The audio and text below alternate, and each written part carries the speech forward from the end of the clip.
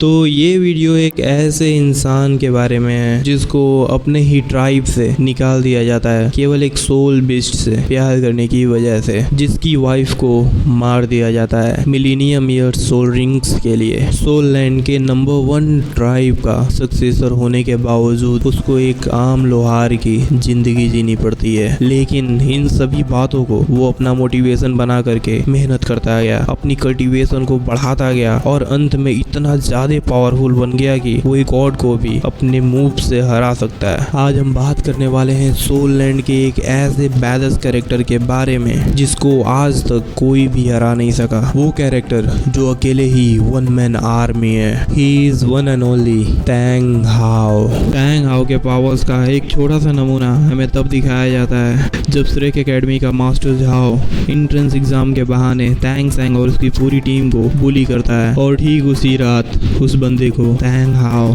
जंगल में बुलाता है। और क्योंकि मास्टर झाओ एक सोल एम्परर लेवल के वॉरियर थे, इसलिए वो बहुत ही चौड़ से इस चैलेंज को एक्सेप्ट कर लेते हैं। मास्टर झाओ का कॉन्फिडेंस तब तक पीक पे रहता है जब तक टैंग हाओ अपने स्पिरिट रिंग को शो नहीं करता है। और जैसे ही टैंग हाओ अपने पावर्स को रिवील करता है, मास्टर झाओ जो अभी तक एक शेर बन के घूमता था वो तुरंत ही भीगी बिल्ली बन जाता है। वो खुद को बचाने के लिए श्रेक एकेडमी के डीन के पीछे जाकर के छुप जाता है। लेकिन भाई, टैंग हाओ के बेटे को तुमने हाथ लगाया है तो टैंग हाओ चुप थोड़ी रहेगा। उस रात टैंग हाओ मास्टर झाओ की वो जो भी पछाड़ लगाता है कि वो फिर कभी टैंग हाओ और उसके टीम को भूल कर भी छूने की कोशिश नहीं करेगा। और आपको ये जान के हैरानी होगी कि टैंग हाओ को एक सोल एम्परर लेवल के वॉरियर को हराने के लिए केवल 5 से 10% की पावर का ही यूज करना पड़ा। That's truly awesome. और इसके बाद फिर जब लाइट टूर्नामेंट खत्म हो जाता है और श्रेक एकेडमी टूर्नामेंट को जीत जाती है, तो इसके बाद बीबी दोंग स्याओ को मारने की कोशिश करती है। जैसा कि आप सभी लोग जानते ही हैं कि स्याओ एक सोल बिस्ट है। जब बीबी दोंग स्याओ को मारने की कोशिश करती है एक मिलीनियम ईयर सोल रिंग को पाने के लिए, टैंग सेंग स्याओ को बचाने के लिए अपने हाउतियन हैमर से बीबी दोंग के अटैक को रोकने की कोशिश करने जा रहा होता है। और ठीक उसी समय आसमान से एक पावरफुल वेपन अरीना में आकर के गिरता है और सभी लोग उसके ऑरा प्रेशर से ही पीछे हो जाते हैं। और जब धूल हटती है, सभी लोग उस वेपन को देख करके चौंक जाते हैं, क्योंकि वो वेपन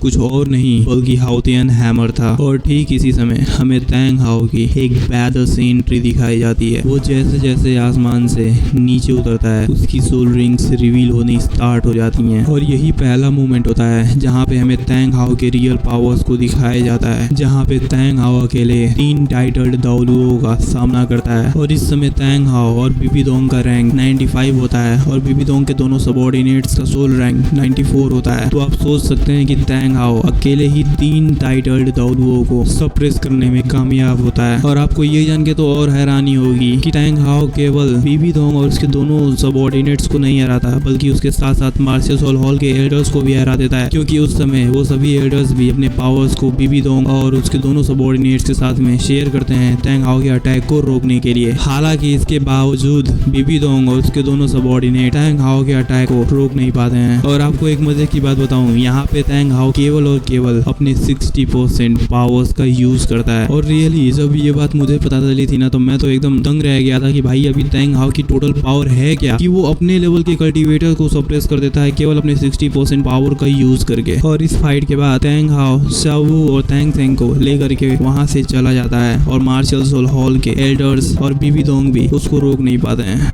और इसके बाद हमें टैंग हाओ की तीसरी और लीजेंडरी एंट्री तब दिखाई जाती है जब मार्शियल सोल हॉल का हेल्डर क्रोकोडाइल दाउलुओ, जिसका सोल रैंक 98 था, और वो टैंग सैंग को मारने जा रहा होता है। ठीक इसी समय टैंग हाओ की गॉडली वेपन टैंग हाओ का गॉडली वेपन उसकी मार्शियल सोल को क्रश कर देता है। और यही टैंग हाओ की सबसे बैडस और लीजेंडरी एंट्री होती है। और टैंग हाओ अपनी इस एंट्री के साथ में एक काफी फेमस डायलॉग बोलता है, जो डायलॉग बाद में करके काफी ज्यादा पॉपुलर होता है। टैंग हाओ के इस डायलॉग को मुझे आप लोगों से जानना है तो कमेंट बॉक्स में टैंग हाओ के इस डायलॉग को जरूर बताइएगा। और इस जगह पे टैंग हाओ की सोल रैंक 96 होती है, हालांकि क्रोकोडाइल दाउलुओ का सोल रैंक 98 होता है। यहाँ पे टैंग हाओ अपने हाउतियन ट्राइब का एक सीक्रेट टेक्निक परफॉर्म करता है जिसका नाम द ग्रेट सुमेरु हैमर है। और इस टेक्निक को परफॉर्म करते समय टैंग हाओ अपने 75% पावर्स का यूज करता है और उस क्रोकोडाइल दाउलुओ को ऐसा धोबी पछाड़ लगाता है, जैसा कि उसने अपनी जिंदगी में कभी एक्सपेक्ट भी नहीं किया था कि उससे लो रैंक का